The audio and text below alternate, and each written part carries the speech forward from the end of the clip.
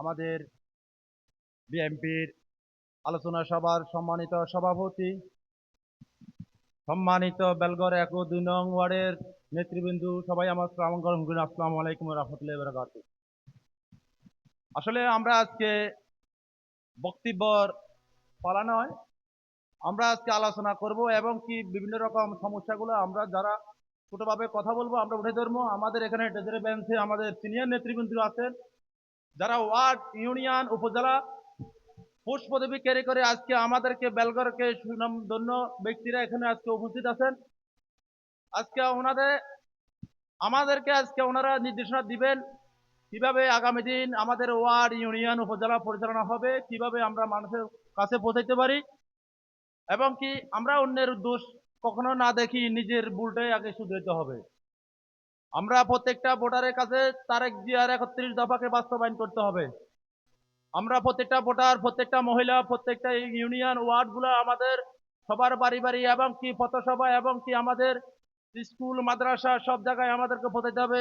আমাদেরকে এই কাজগুলো আগে আমাদের করতে হবে এবং কি আমরা আজকে অন্যকে হে প্রতিপন্ন করে কথা না বলি, আমরা কতটুকু আগামী দিন অগ্রসর হতে পারি এবং কি আমাদের নেতৃবৃন্দদেরকে মূল্যায়ন করি এবং কি আমাদের ভোটারকে মূল্যায়ন করি। আমাদের কাজ করতে হবে হাতে হাত রেখে। আমরা চাই ভাই আমার থাকবে, ভাই আপনার থাকবে, আপনি সেটা আপনার বিচারগত রাখেন। আমরা ধানের শীষের পক্ষে তারেক জিয়ার ৩১ দফা বাস্তবায়নের লক্ষ্যে আগামী দিন পথ কিভাবে আগাবে এবং কি সেই লক্ষ্যে আমাদের প্রস্তাব থাকবে, আলোচনা থাকবে। সেটা বাস্তবায়ন করার একমাত্র হলো আমাদের ট্রেজারি বেঞ্চে যারা আমাদের সিনিয়র নেতৃবৃন্দ আছে, ওনারা সেই লক্ষ্যে কথা বলবে। আমাদের ওয়ার্ড ইউনিয়নগুলো কিভাবে পরিচালনা হবে, আগামী দিন আমরা প্রত্যেকটা ভোটারের পাশে কিভাবে যাইতে পারি, সেই লক্ষ্যে কাজ করতে হবে। আজকে ওই সংগঠন এটা করতেছে, ওই সংগঠন সেটা করতেছে, আমরা কেন করতে পারতেছি না? কারণ যে আমাদের দুর্বলতা, আমরা শুধু চায়ের দোকানে আমরা আলোচনা করতে পারি, আমরা মানুষের কাছে পৌঁছাইতে পারি না, আমরা ভোটারের কাছে পৌঁছাইতে পারি না, আমরা মানুষের কাছে পৌঁছাতে পারি না। তার একটাই কারণ, আমরা তো দোকানের নেতা। আমরা দোকানের নেতাগিরি ছাড়িয়ে দিতে হবে, আমরা সবার কাছে পৌঁছাইতে হবে এবং আমাদের এই ইউনিয়ন, উপজেলা নেতৃবৃন্দ যারা ওয়ার্ডের নেতৃবৃন্দ তাদেরকে সম্মান করি। আমাদের এখানে বসার মধ্যে অনেকগুলো বিশৃঙ্খলা আছে।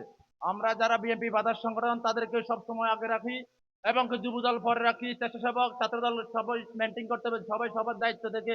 আজকে প্রোগ্রামের যেটা আমাদের খাত আছে, এটা আমাদের দুর্বলতা, আমাদের সংগঠনের দুর্বলতা। ছাত্রদল, যুব দল যারা বাইরে আছি, সবাই সবার মতো করে দায়িত্ব পালন করলে আমাদের একটা প্রোগ্রামও ইনশাল্লাহ সমস্যা হবে না, আমরা এটাই বলবো। আর আমি এখানে সংক্ষিপ্ত আকারে এই কারণে বক্তব্য রাখবো, কারণ এখানে আমরা সিনিয়র নেতৃবৃন্দ ১০ জন আছে, ওনাদেরকে ১০ মিনিট করে কথা বললে অনেক সময় লাগবে। তো আমি আমার সংক্ষিপ্ত আলোচনা এখানে শেষ। আসসালামু আলাইকুম।